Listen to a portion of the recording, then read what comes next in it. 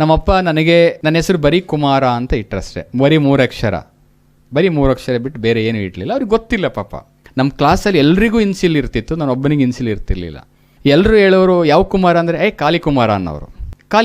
ಕಾಳಿಕುಮಾರ is empty, nothing, ಏನೂ ಇಲ್ಲ ಅಂತ.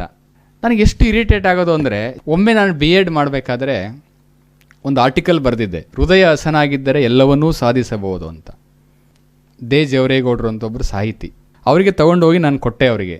ಸರ್, ಇದು ಆರ್ಟಿಕಲ್ ಬರೆದಿದ್ದೆ, ಫಸ್ಟ್ ಪ್ರೈಸ್ ಬಂದಿದೆ, ದೀಪಾವಳಿ ವಿಶೇಷ ಅಂಕದಲ್ಲಿ ತಾವು ನೋಡಬೇಕು ಸರ್ ಅಂತ.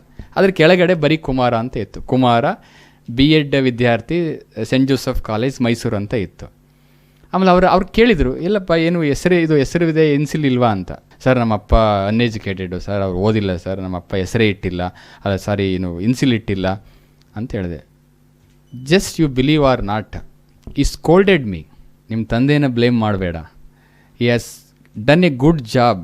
ಯಾಕೆ ಅಂತ ಹೇಳಿದರೆ, ಆ ಹೆಸರಿನ ಹಿಂದೆ ಮತ್ತು ಮುಂದೆ ನೀನು ಅರ್ನ್ ಮಾಡಲಿ ಅಂತ ನಿನಗೆ ಅವಕಾಶವನ್ನು ಕೊಟ್ಟಿದ್ದಾರೆ. You have to earn prefix and suffix to your name.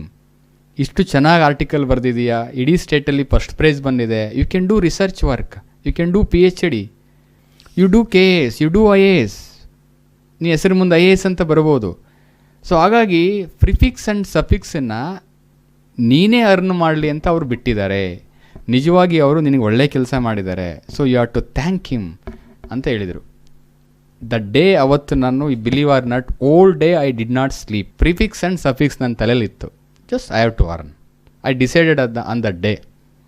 ಕೂತ್ಕೊಂಡು ಓದಿದೆ, ಎರಡೂ ಬಂತು. ಈಗ ಮಧ್ಯದಲ್ಲಿ ಹೆಸರಿದೆ, ಲೆಫ್ಟಲ್ಲಿ ಡಾಕ್ಟರ್ ಅಂತ ಇದೆ, ಮುಂದ್ಗಡೆ IAS ಅಂತ ಇದೆ.